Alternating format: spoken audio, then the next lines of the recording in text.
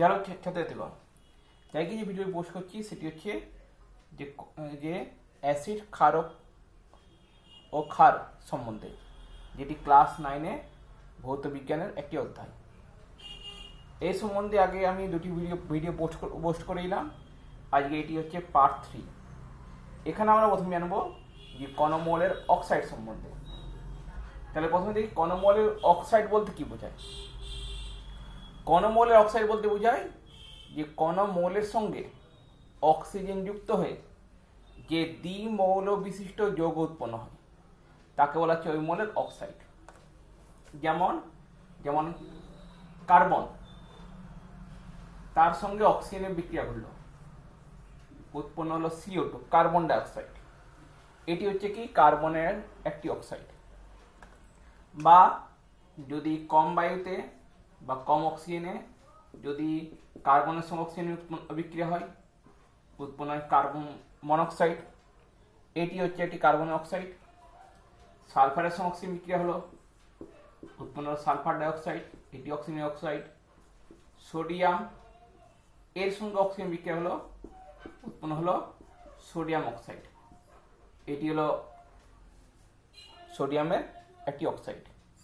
তাহলে এরকম বিভিন্ন অক্সাইড আমরা পেয়ে থাকি। এবার দেখি এই অক্সাইডগুলোর প্রকারভেদ কত। অক্সাইডগুলো নানা প্রকারের হয়। এখানে তোমাদের সিলেবাসে এটি আছে 3টি অক্সাইড সম্বন্ধে। প্রথমে হচ্ছে আম্লিক অক্সাইড,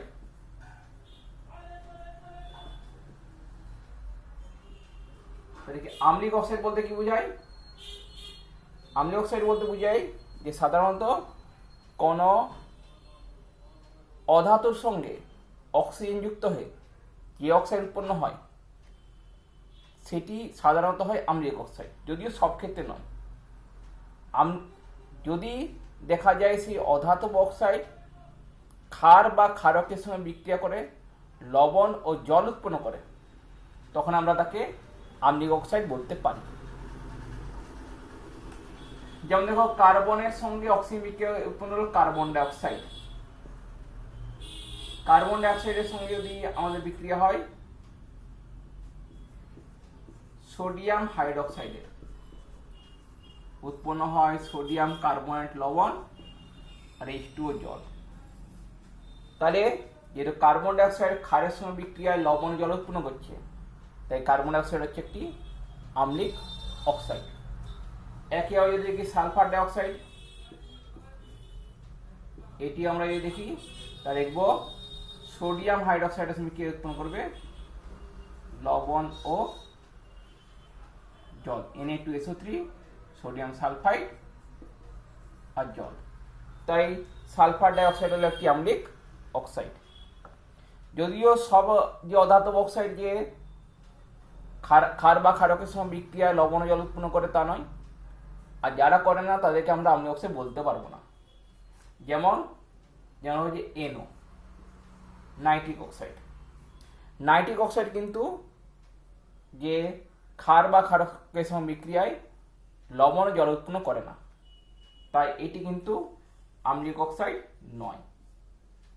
এ ধরনের অক্সাইডকে বলা হয় প্রশম অক্সাইড, যেটি ক্ষার ও ক্ষারকের সঙ্গে বিক্রিয়ায় লবণ উৎপন্ন করে না, আবার অ্যাসিডের সঙ্গে বিক্রিয়াতেও লবণ ও জল উৎপন্ন করতে পারে না, তারা হচ্ছে প্রশম অক্সাইড। এরপর আসছে আমাদের ক্ষারকীয় অক্সাইড।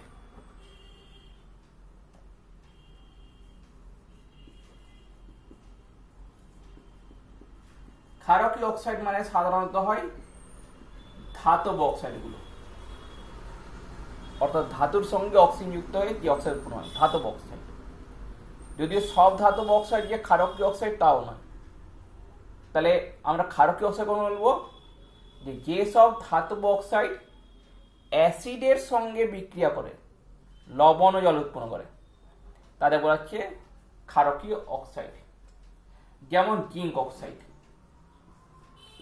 জিঙ্ক অক্সাইডের সঙ্গে যদি সালফিউরিক অ্যাসিডের বিক্রিয়া হয়, উৎপন্ন হয় জিঙ্ক সালফেট আর জল, জিঙ্ক সালফেট লবণ আর জল। যদি সোডিয়াম অক্সাইড এর সঙ্গে বিক্রিয়া হলো হাইড্রোক্লোরিক অ্যাসিডের, উৎপন্ন হবে সোডিয়াম ক্লোরাইড আর জল, অর্থাৎ এই ক্ষেত্রে উৎপন্ন লবণ আর জল। তাহলে এটি হচ্ছে ক্ষারকীয় অক্সাইড।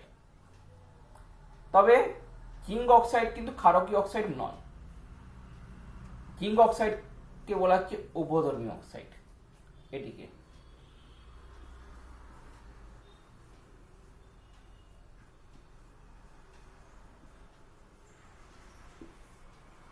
কেন? কারণ জিঙ্ক অক্সাইড যেমন অ্যাসিডের সঙ্গে বিক্রিয়ায় লবণ জল উৎপন্ন করে, একইভাবে জিঙ্ক অক্সাইড ক্ষারকের সঙ্গে বিক্রিয়াতেও উৎপন্ন করে লবণ ও জল। তাই এটিকে আমরা বলবো উভধর্মী অক্সাইড। সোডিয়াম অক্সাইড ক্ষারকীয় অক্সাইড, কিন্তু জিঙ্ক অক্সাইড উভধর্মী অক্সাইড, কারণ এটি অ্যাসিড ও ক্ষার উভয়ের সঙ্গে বিক্রিয়াতে লবণ জল উৎপন্ন করে। জিঙ্ক অক্সাইডের মতো আরেকটি উভধর্মী অক্সাইড হচ্ছে অ্যালুমিনিয়াম অক্সাইড, Al2O3। এটি উভধর্মী অক্সাইড, এটিও অ্যাসিড ও ক্ষার উভয়ের সঙ্গে বিক্রিয়ায় লবণ জল উৎপন্ন করতে সক্ষম।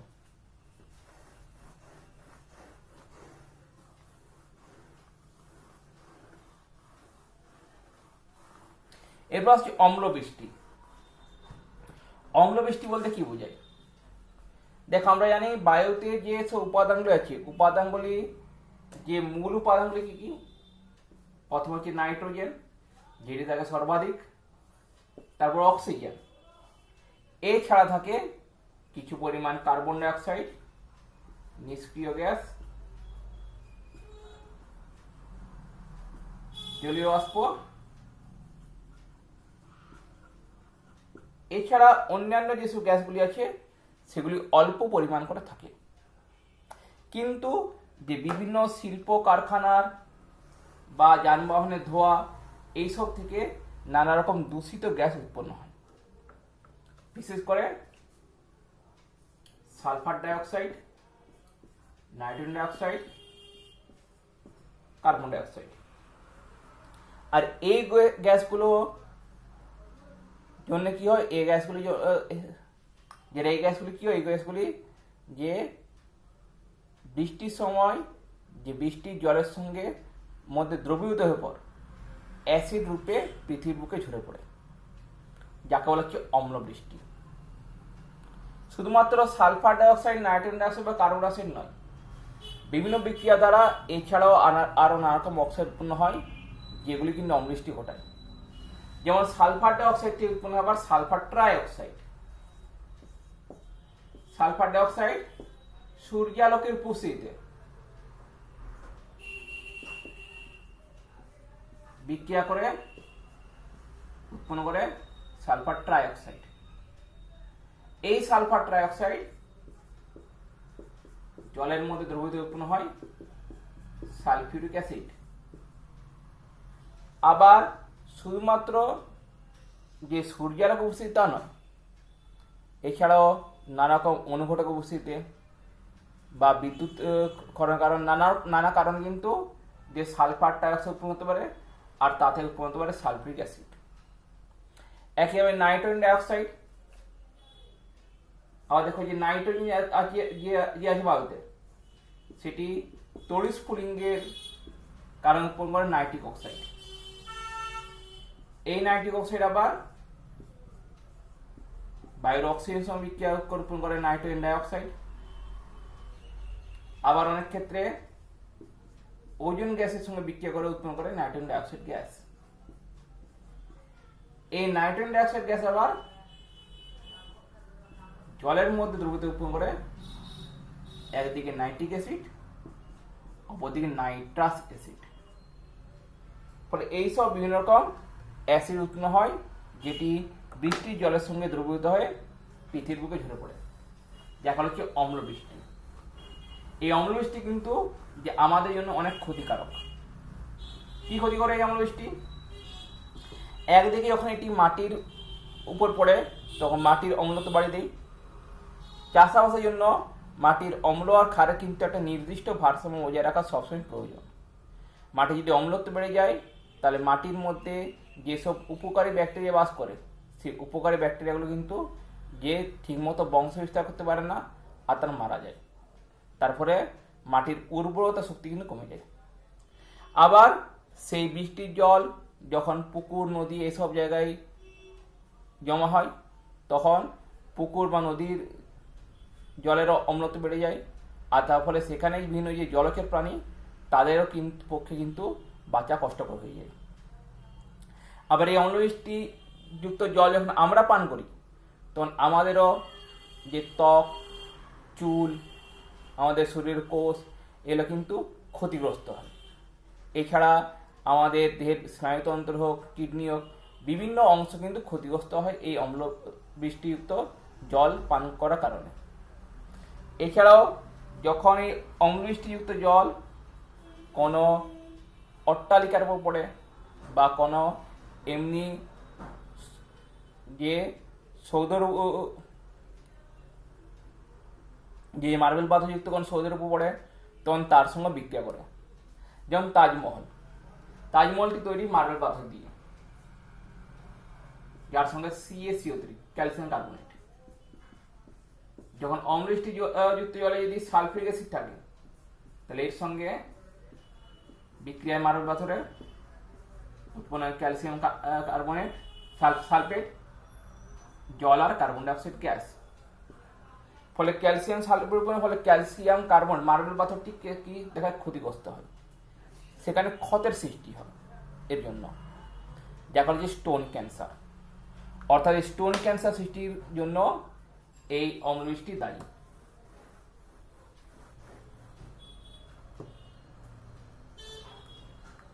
এবার সে প্রশমন ক্রিয়া।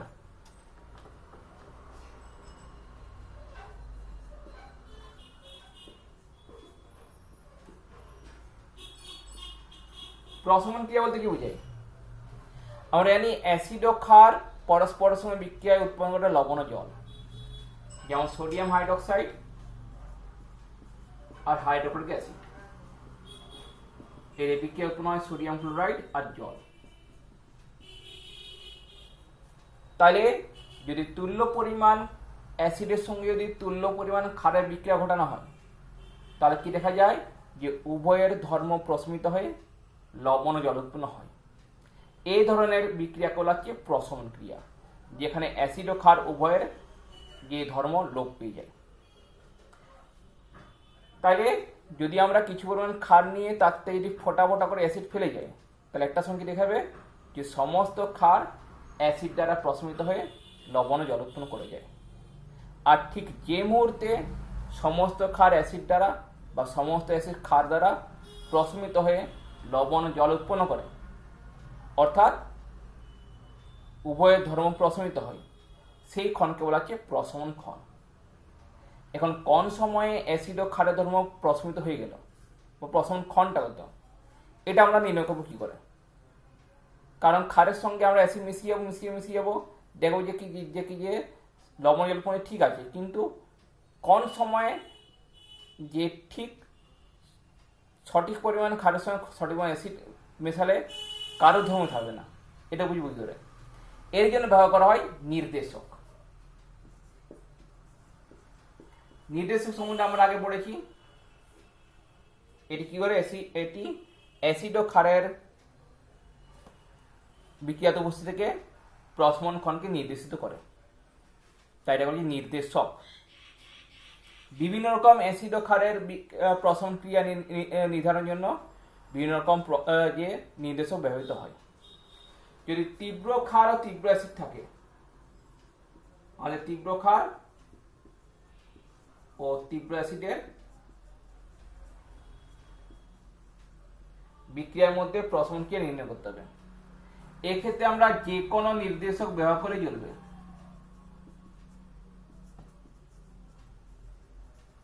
যে কোনো নির্দেশক ব্যবহার করে না কেন যে আমরা কিন্তু ভালো ফল পেয়ে যাব, অর্থাৎ সঠিকভাবে নির্দেশিত করতে পারবে যে প্রশমন ক্ষণটা কি হবে নিজের বর্ণের পরিবর্তনের মাধ্যমে। যেমন যদি সোডিয়াম হাইড্রোক্সাইড আর হাইড্রোক্লোরিক অ্যাসিড নিলাম, তাহলে একটি পাত্রে আগে সোডিয়াম হাইড্রোক্সাইড নিলাম, এর মধ্যে কয়েক ফোঁটা যেমন ফেনলফথলিন মিশিয়ে দিলাম, তাতে কি হবে, তাতে সোডিয়াম হাইড্রোক্সাইডের বর্ণ হবে গোলাপি। এরপর তাতে ফোটা ফোটা করে HCl মেশাতে শুরু করলাম, আর যে সেই দ্রবণটাকে নাড়াতে শুরু করলাম। কি দেখবো, যে সময়ে সমস্ত ক্ষারের সঙ্গে অ্যাসিড সম্পূর্ণরূপে বিক্রিয়া করে দিল, সেই সঙ্গে দেখবো যে গোলাপি বর্ণটা হঠাৎ বর্ণহীন হয়ে গেছে। কারণ প্রশমন ক্ষণে ফেনথিলের বর্ণ হচ্ছে বর্ণহীন, হঠাৎ। কিন্তু এইটা নয় যে আস্তে আস্তে হতে শুরু হয়, তা নয়, হঠাৎ হয়ে গেছে। ফলে বুঝতে পারবো আমরা যে সেটা হচ্ছে প্রশমন ক্ষণ। এরপর যদি তাতে আমরা আরও কয়েক ফোঁটায় দিই, ক্ষারযোগ্য দিই, কি দেখবো, আবার দেখবো বর্ণটা গোলাপি হয়ে গেছে। তাহলে বুঝতে পারবো যে আগের যেটা আমরা প্রশমন ক্ষণ নির্ণয় করেছি সেটা সঠিকভাবে সেটা নির্ধারিত হয়েছে। যদি আমরা নিই মৃদু অ্যাসিড আর তীব্র ক্ষার, বা তীব্র ক্ষার ও মৃদু অ্যাসিড, এক্ষেত্রে নির্দেশক হিসেবে ব্যবহৃত হয় ফেনলফথলিন।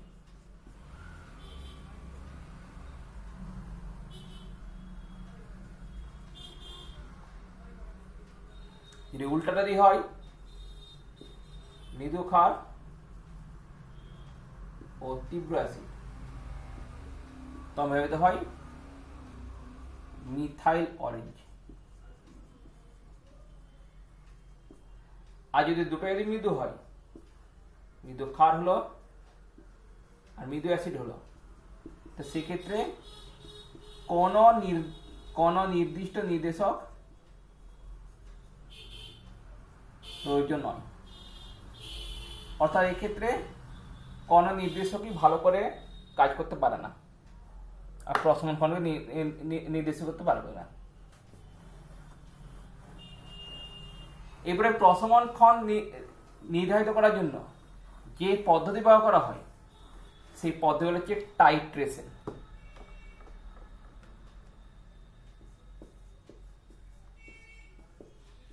টাইট্রেশন পদ্ধতির মাধ্যমে কি করা হয়, যে কোন একটি বিক্রিয়ার প্রশমন ক্ষণকে সঠিকভাবে নির্ধারিত করা হয়। এক্ষেত্রে প্রথমে পিপেট বলে একটি যন্ত্র থাকে, যেটির ধারগুলো হয় সরু আর মাঝখানটায় মোটা।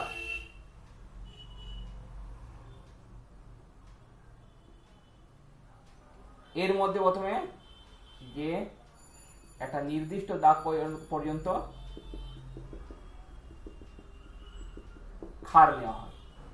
দাগ কাটা থাকে 5, 10, 20, 25 করে, 15, 20, 25 দাগ কাটা থাকে। তার নির্দিষ্ট দাগ পর্যন্ত কি করা, প্রথমে এতে ক্ষার নেওয়া হয়। তারপর সেই ক্ষারকে একটি বিকারের মধ্যে ঢালা হয়।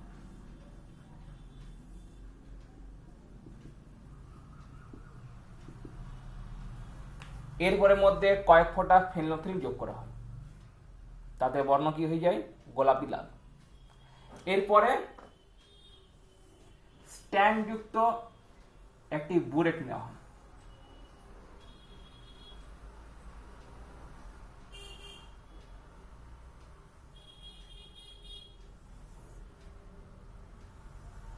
বুলেটটি হচ্ছে লম্ব বৃত্তাকার চোঙ আকৃতি। এতেও বিভিন্ন জায়গায় দাগ কাটা থাকে যাতে স্পষ্ট বোঝা যায়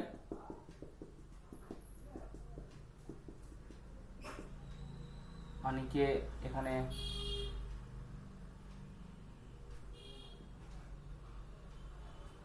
নল যোগ করা থাকে।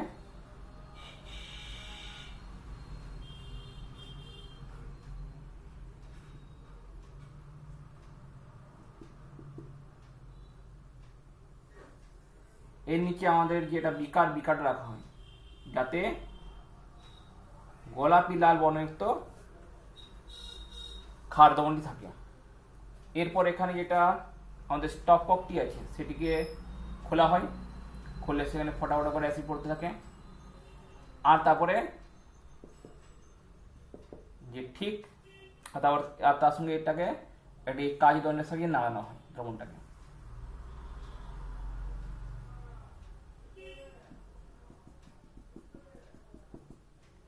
তারপরে ঠিক যে মুহূর্তে এই ফিনোলিফথিলিনের গোলাপি বর্ণটি বর্ণহীন হয়ে যায়, ঠিক তখনই স্টপওয়ার্কটি বন্ধ করে দেওয়া হয়। আর তা সে বুঝতে পারি যে আমরা প্রশমনক্ষণটা কী হচ্ছে। এই টাইট্রেশনের গুরুত্ব কী? টাইট্রেশনের সাহায্যে আমরা যে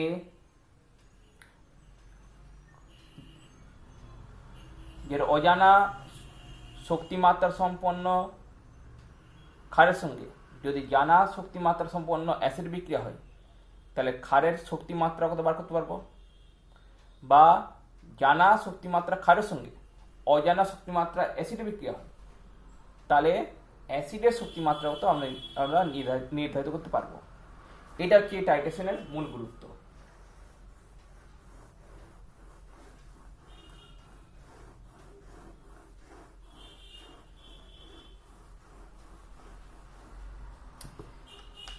এরপর আসছে আমাদের অ্যাসিডিটি বা অম্বল।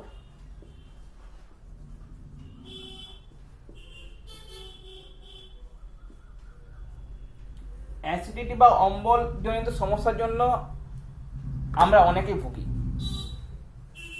তাহলে কিন্তু এই অ্যাসিডিটি বা অম্বল সৃষ্টি হয় কেন, কি কারণ? আমরা জানি যে আমাদের পাকস্থলীতে সেখানে হাইড্রোক্লোরিক অ্যাসিড খরিত হয় যে খাদ্যের মধ্যে জীবাণুগুলোকে মারার জন্য। কিন্তু যদি আমরা বেশি তেল মশলাযুক্ত খাবার যদি খাই, তাহলে সেক্ষেত্রে কী হয়, সেক্ষেত্রে এই যে HCl অ্যাসিডের নির্গমনের হারটা খুব বেশি বৃদ্ধি পেয়ে যায়, ফলে শরীরে অ্যাসিডের মাত্রা বৃদ্ধি পেয়ে যায়। আর এই অ্যাসিডের মাত্রা বৃদ্ধি পাওয়ার জন্য কী হয়, যে এই অ্যাসিডের মাত্রা যখন বৃদ্ধি পেয়ে যায় তখন আমাদের যে চোয়া ঢেকুর উঠে, বা পেটে গ্যাস জমে যায়, আরও নানা রকম সমস্যা সৃষ্টি হয়, যা করে হচ্ছে অ্যাসিডিটি। আর যখন এই অ্যাসিডিটি বেড়ে যায় তখন কিন্তু খাবার কিন্তু সঠিকভাবে হজম হতে পারে না, কারণ খাবার সঠিকভাবে হজম হওয়ার জন্য অম্ল ক্ষারের সঠিক ভারসাম্য বজায় রাখা দরকার। তাহলে এই যখন অ্যাসিড বেড়ে গেছে শরীরে, তখন তাকে কীভাবে আমরা প্রশমিত করব? এটা প্রশমিত করার জন্য নেওয়া হয় অ্যান্টাসিড, অর্থাৎ অ্যান্টিযুক্ত অ্যাসিড, তাকে বলে যে অ্যান্টাসিড। অর্থাৎ সেটি হচ্ছে একটি ক্ষারকীয় পদার্থ যেটি অ্যাসিডকে প্রশমিত করে, যে লবণ জল উৎপন্ন করে। এখন এই অ্যান্টাসিড হয় দু রকমের, একটা হচ্ছে সিস্টেমেটিক অ্যান্টাসিড, সিস্টেমিক, একটা নন সিস্টেমিক।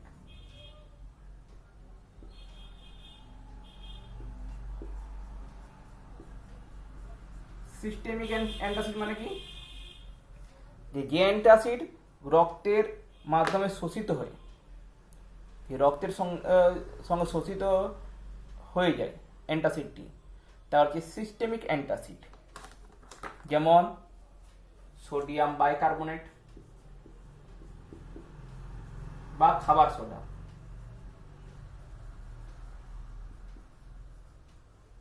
এটি হচ্ছে একটি সিস্টেমিক অ্যান্টাসিড। যে রক্তের মধ্যে শোষিত হয়ে যায় এই অ্যান্টাসিড, তাহলে কি হয়, রক্তের মধ্যে অম্ল ক্ষারের ভারসাম্য নষ্ট পায়, যেটা কিন্তু শরীরের পক্ষে ক্ষতিকারক। এর তুলনায় নন সিস্টেমিক যে অ্যান্টাসিড সেটা কিন্তু অনেক বেশি কার্যকরী। যেমন হচ্ছে ম্যাগনেসিয়াম হাইড্রোক্সাইড। ম্যাগনেসিয়াম হাইড্রোক্সাইডের জলীয় দ্রবণকে বলা হয় মিল্ক অফ ম্যাগনেসিয়া।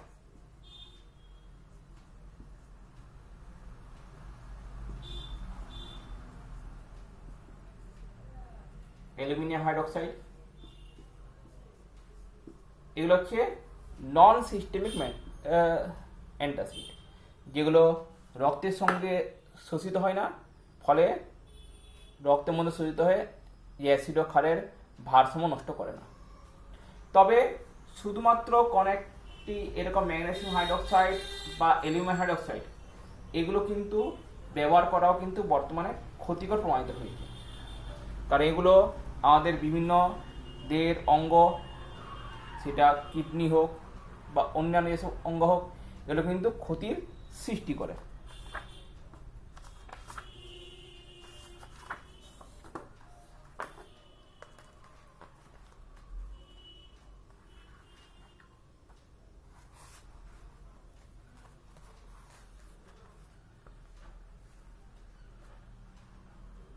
যেমন যেমন সোডিয়াম, যেমন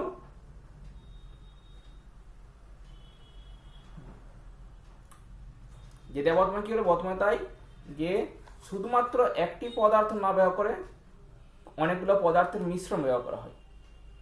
যেমন ডায়োডল, ডায়োডলে থাকে কি ম্যাগনেসিয়াম হাইড্রোক্সাইড, অ্যালুমিনিয়াম হাইড্রোক্সাইড, আর তার সঙ্গে থাকে ম্যাগনেসিয়াম কার্বনেট,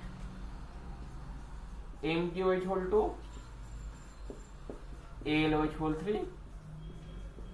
আর MgCO3 এই মিশ্রণ, এটা হচ্ছে ডায়োডল।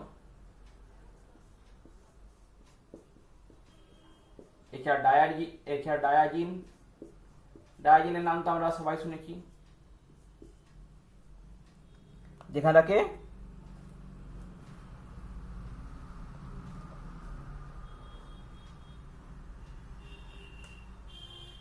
ম্যাগনেসিয়াম হাইড্রোক্সাইড, অ্যালুমিনিয়াম হাইড্রোক্সাইড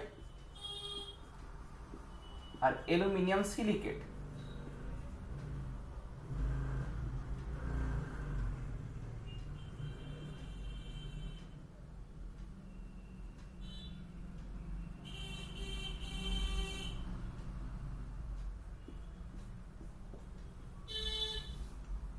এছাড়া জেলুসিন,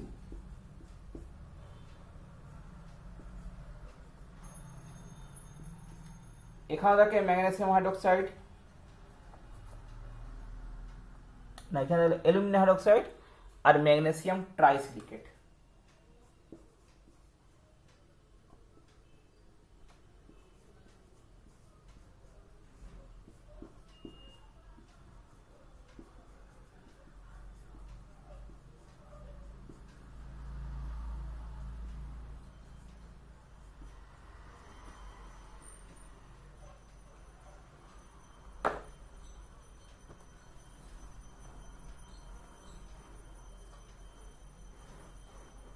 এবার সে লবণ, লবণ বলতে কি বোঝায়? লবণ হচ্ছে আমরা জানি অ্যাসিডের মধ্যে কি থাকে, প্রতিস্থাপনযোগ্য হাইড্রোজেন পরমাণু থাকে, আর এই প্রতিস্থাপনযোগ্য হাইড্রোজেন পরমাণুগুলি যখন ধাতু বা ধাতুর মতো আচরণকারী মূলক দ্বারা আংশিক বা সম্পূর্ণভাবে প্রশমিত হয়ে যে যৌগ উৎপন্ন করে তাকে হচ্ছে লবণ। যেমন H2SO4, এর সমীকরণ হলো সোডিয়াম হাইড্রোক্সাইডের। দুটি হাইড্রোজেনের মধ্যে একটি হাইড্রোজেন প্রতিস্থাপিত হলো, উৎপন্ন সোডিয়াম সালফেট আর জল। তাই সোডিয়াম সালফেট হলো কি একটি লবণ। আবার যদি দুটি হাইড্রোজেনে যদি প্রতিস্থাপিত হয়ে যায়, উৎপন্ন Na2SO4 + 2H2O, তাহলে এটা হয় একটি লবণ। তবে এক্ষেত্রে যেহেতু সম্পূর্ণরূপে কিন্তু প্রতিস্থাপিত হচ্ছে H2SO4 দুটো হাইড্রোজেন, তাই এটা বলা হচ্ছে প্রশম লবণ বা সমিত লবণ বা নরমাল লবণ।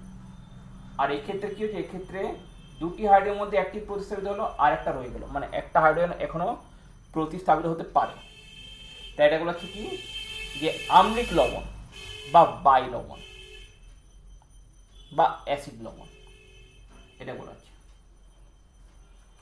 তাহলে এটি হলো আম্লিক লবণ, এটি হলো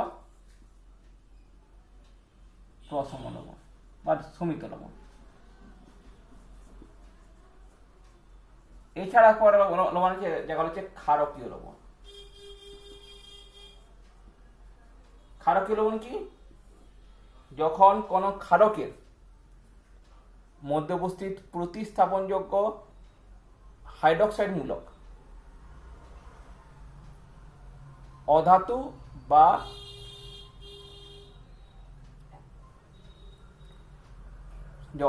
বা যে কোনো অধাতব অক্সাইড বা অ্যাসিডের সঙ্গে বিক্রিয়ায় আংশিক ভাবে প্রতিস্থাপিত হয়, তখন দেখা হচ্ছে কি যে ক্ষারকীয় লবণ। যেমন ধরে রাখো লেড হাইড্রোক্সাইড, PbOH হোল 2 এর বিক্রিয়া নাইট্রিক অ্যাসিডের সঙ্গে।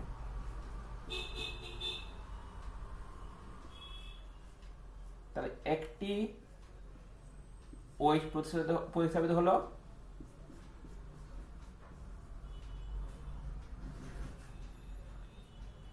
আর একটা রয়ে গেল। তাই এটা হলো কি একটি কি লবণ? ক্ষারকীয় লবণ। কারণ এখনো একটা OH মূলক আছে যেটি যে অ্যাসিড বা কোনো আম্লিক অক্সাইড দ্বারা প্রতিস্থাপিত হতে পারে, তো এটা হচ্ছে ক্ষারকীয় লবণ। তাহলে আজকের জন্য এখানে শেষ, আর এই অধ্যায়টি এখানে শেষ। পরের বার অন্য একটি অধ্যায় নিয়ে আসবো যেখানে যে তার সময় আলোচনা হবে। যদি ভিডিওটি ভালো লেগে থাকে তাহলে লাইক করবে, শেয়ার করবে, সাবস্ক্রাইব করবে। আর যদি কিছু প্রশ্ন থাকে, কিছু পরামর্শ থাকে, তাহলে অবশ্যই কমেন্ট বক্সে কমেন্ট করে জানাবে। আজ এখানে শেষ করছি। নমস্কার।